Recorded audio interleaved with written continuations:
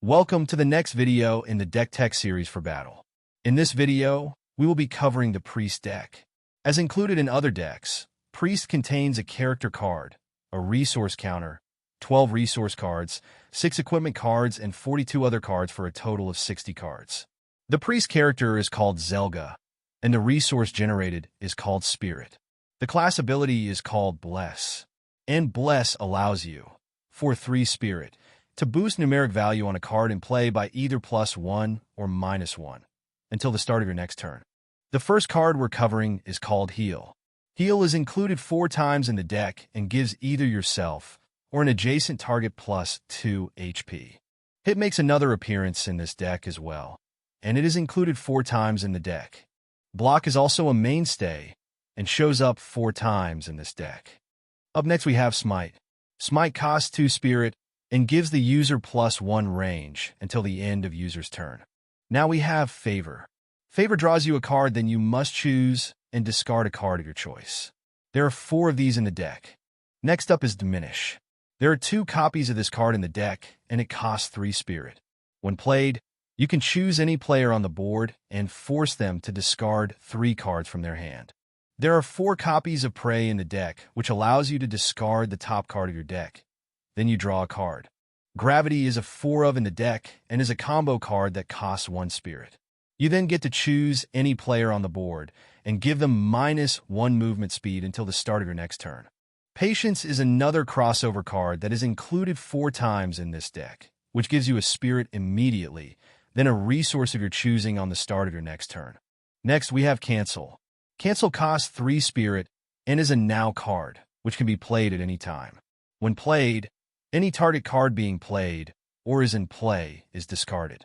That card results in never taking effect. There are 4 of these in the Priest deck.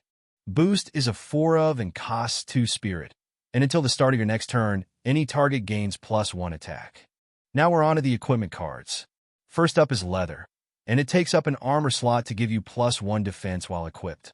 Sword is included in this deck as well and takes up a weapon slot. It gives you +1 attack when equipped. Making another appearance is Boots. And Boots take up the armor slot while giving you +1 movement speed. Now we have Plate. Plate takes up both the armor and weapon slot, but gives you +2 defense when equipped.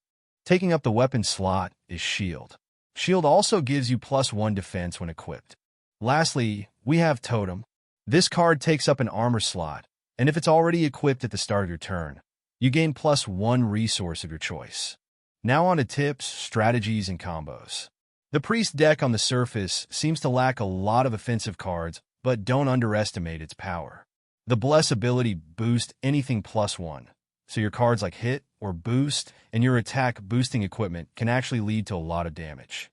Keeping that in mind, the Priest deck is positioned well to take a slower approach to the game. Cards like Prey and Favor draw you extra cards.